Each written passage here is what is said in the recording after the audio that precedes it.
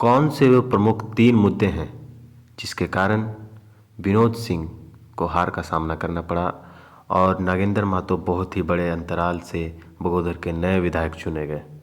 आइए देखते हैं इस वीडियो में। स्वागत है हमारे यूट्यूब चैनल आपका खबर आपके तक।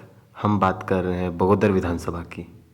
क्यों बात कर रहे हैं? यह विधानसभा बहुत ही चर्चित विधानसभा है क्योंकि यहाँ पे महेंद्र सिंह और विनोद सिंह का एक समय राज हुआ करता था जिसे नागेंद्र महतो ने जीत के ध्वस्त कर दिया। कैसे हारे विनोद सिंह जी?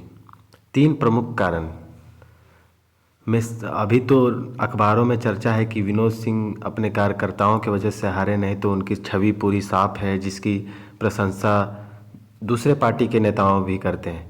लेकिन ये ज़मीनी स्तर पर अगर आप बात करें तो ये सरासर गलत है।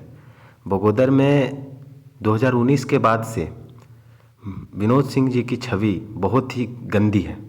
हिंदुत्व के मामले में उनकी छवि इतनी खराब है कि उसे ग्राउंड लेवल पे उन्हें विनोद खान के रूप में बोला जाता है। तो आप समझ सकते हैं कि हिंदुत्व के मुद्दे पे उनकी क्या स्टैंड रही होगी। हम बात कर रहे हैं 3 प्रमुख मुद्दों की। तो पहली मुद्दा है बगोदर बस स्टैंड में भगवा ध्वज। आखिर भगवा ध्वज जो लगा है उसके पीछे की कहानी सुनिए। विश्व हिंदू परिषद बजरंग दल के कार्यकर्ताओं ने भगवा ध्वज को स्थापित किया जिसका विरोध विनोद सिंह जी के कार्यकर्ताओं द्वारा हुआ।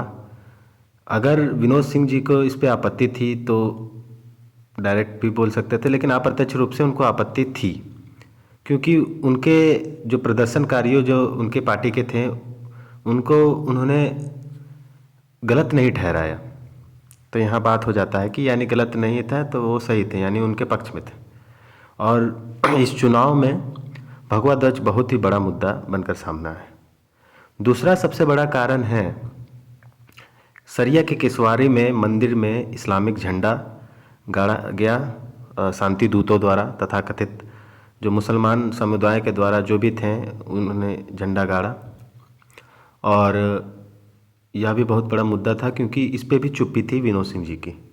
और तीसरा सबसे बड़ा मुद्दा अगर मेरे हिसाब से आपको बताया जाए तो अभी जो पेपर कट में वायरल हो रहा है कि उनके केडरों द्वारा बहुत ही गुंडागर्दी, दलाली ये सब बहुत ही बढ़ गए थे। साथ ही जो सोशल मीडिया में उनके जो कार्यकर्ता थे विनोद सिंह जी के, वो लगातार भगवान पे अभद्र टिप्पणी करते थे।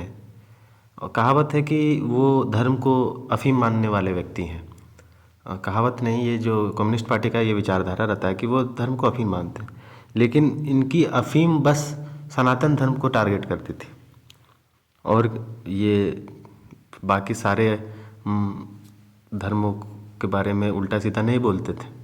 लेकिन जहाँ हिंदुत्व होती थी वहाँ इनके आइडियोलॉजी पर गधा मूत के चल जाता था। तो इसी का जो सामना करना पड़ा हार का, इसी यह बहुत बड़ा कारण है कि हिंदुत्व आइडियोलॉजी को सपोर्ट ना करने पर और उनका विचारधारा एक विशेष समुदाय द्वारा तरफ झुकाव उनका रहता था, जिसके कारण लोग भी समझने लगे कि ये जो हमारा विधायक है कहीं ना कहीं ये सनातन धर्म नहीं बल्कि अरबी देशों का धर्म का पालन करने लगा है। उनके पिताजी के मृत्यु के बाद जो हिंदू सभ्यता के अनुसार, संस्कृति के अनुसार टकला होने की प्रथा है उन्होंने नहीं की थी। इस पे भी बहुत आक्रोश था। साथ ही उनके केडर ऐसा बोला जाता है कि उनके केडरों द्वारा सरकारी संस्थानों में बहुत भारी रूप से दलाली की जाती थी। और अगर उनका कहीं केडर है तो राशन कार्ड बनवाने के लिए, यहाँ तक कि जाति आवासीय आय जैसे बहुत ही छोटे प्रमाण पत्र बनाने के लिए भी घूस लेते थे और गरीबों का मतलब पैसा झोंस लेते थे। तो मेरा मानना है अगर विनोद सिंह जी हारे तो बिल्कुल सही हारे, उनके कारनामों का फल उन्हें मिल गया। उनके केडरों की जो आज़ादी थी, आज़ादी बोले तो बहुत ही लगातार गुंडागर्दी टाइप में माहौल बना दिया था, तो वो अब ठप हो जाएगा जहाँ तक हमें उम्मीद है। और बहुत सारे कार्य और अन्य गिना दूँ तो जैसे बड़े बड़े संस्थान खोले गए भाजपा के कार्यकाल में तो उन्हें चालू नहीं किया गया।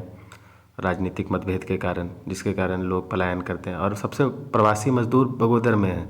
यहाँ पे अपना राजनीतिक रोटी सेकने के कारण यहाँ पे कोई इंडस्ट्री स्थापित नहीं की गई थी और इसकी चर्चा भी नहीं की जाती थी विनोद सिंह जी के द्वारा।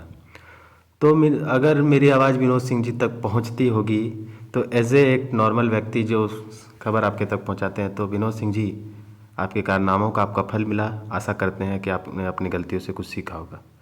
बाकी देखते रहिए, सब्सक्राइब करिए मेरे चैनल को।